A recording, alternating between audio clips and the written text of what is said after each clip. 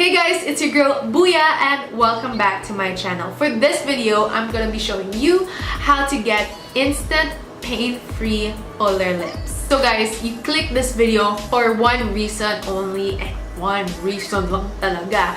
And that is because you want to achieve fuller lips pero pain-free. So ma-achieve natin yan not by injecting lip fillers but by applying lip liners. By the way, quick update guys, as you can notice, ayun, I changed my hair color and it's not black like before. Ano na siya?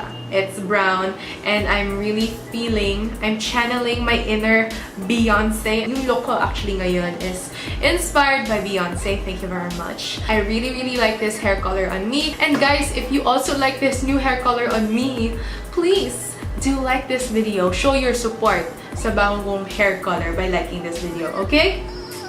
Okay. Alright, let's head on to the tutorial. Guys, I'm super obsessed with EB Advance's Lip Define lipsticks. Ayan, ito siya.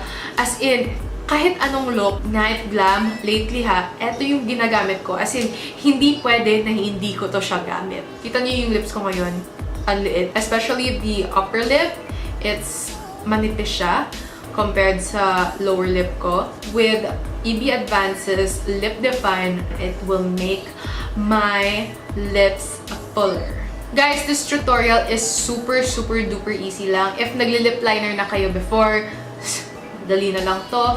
And if you apply lipstick every day, it's easy guys. This tutorial is really easy to follow. The key to achieving fuller lips is that you at least have to have 2 shades of lipsticks or lip liners para you can really contour and highlight your lips. So, as you can notice, I have a darker shade and a lighter shade. So, yung contrast ng dalawang to is gonna make our lips look optically larger. Kasi guys, if you only use one lip color, it's gonna make your lips look flat. Hindi siya parang full or plump.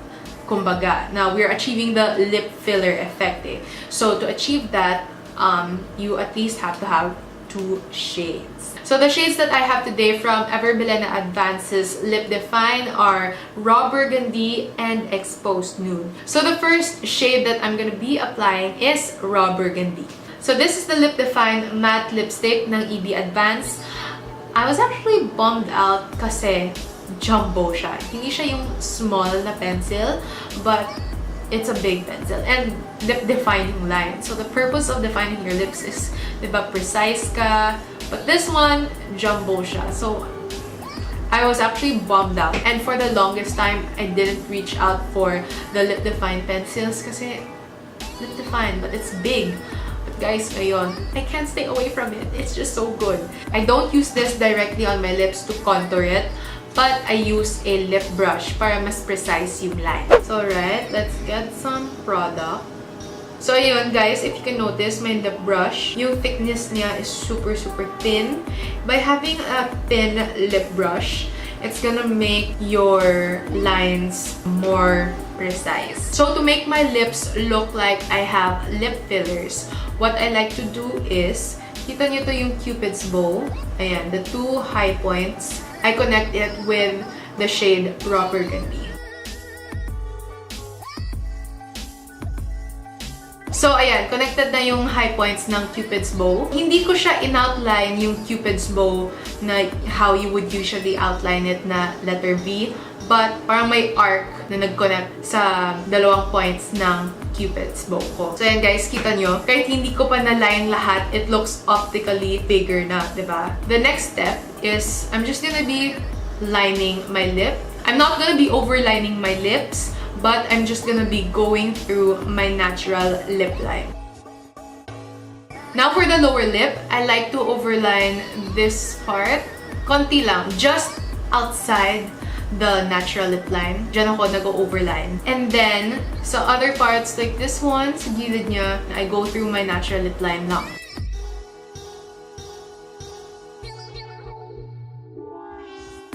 So, naline ko na yung lips ko.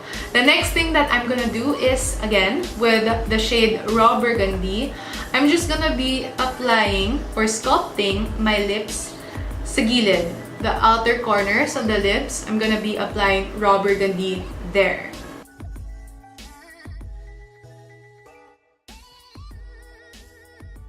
So, sa outer corners ko lang nilagay yung raw burgundy and I left some space here for exposed nude kasi para ma-highlight yung lips ko. Ito nyo guys, paubos to siya. Kasi palagi ko siyang ginagamit. I'm gonna be taking exposed nude. I think exposed nude yung pinaka-lightest na shade sa lip define nila na line. So, that's why I love the shade so much kasi yung contrast niya sa raw burgundy is amazing. I'm just gonna be applying it on the center. Ayan. And I'm actually, ayan. Ayan siya. So, mukha siyang hindi blended, right? So, what I like to do is, I like to go over the outer corners para mag-blend din yung shade.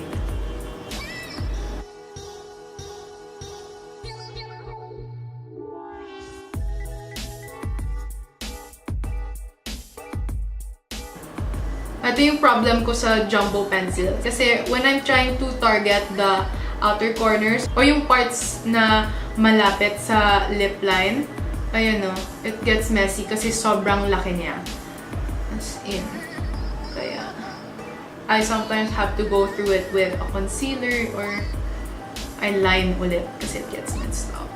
So, ayan guys, eto na yung lips ko na well-blended. It's super duper easy to achieve. All you have to have is at least 2 shades ng lipsticks. So, one has to be darker and the other one has to be lighter so that you can contour your lips. Pero if you don't know where to start, I highly recommend you trying Ever Bilena Advances Lip Define in the shades Raw Burgundy and Exposed Nude. Also guys, if you're feeling a little extra and you want to add more oomph and plump to your lips, you can add lip gloss. Yung gloss na ginagamit ko for looks like this is ito, yung Colorrette in the shade Lambing. What I like to do is I apply it on the center lang.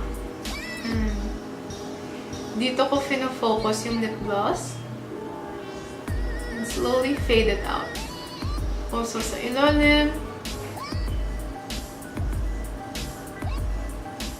I like to focus on the center kasi para pag-bounce ng ilaw, my lips look fuller and plumper. So yun guys, super easy to achieve lang yung lip filler effect. Pain-free pa and removable. All you need lang talaga are your lip liners or your lipstick. Thank you guys so much for watching this video. If you like my new hair color and if you like this tutorial, then please do give it a thumbs up, subscribe to my channel, and share this video. If you have any more comments or suggestions, then please do enter them in the comment section below. Just remember, no hate, just love.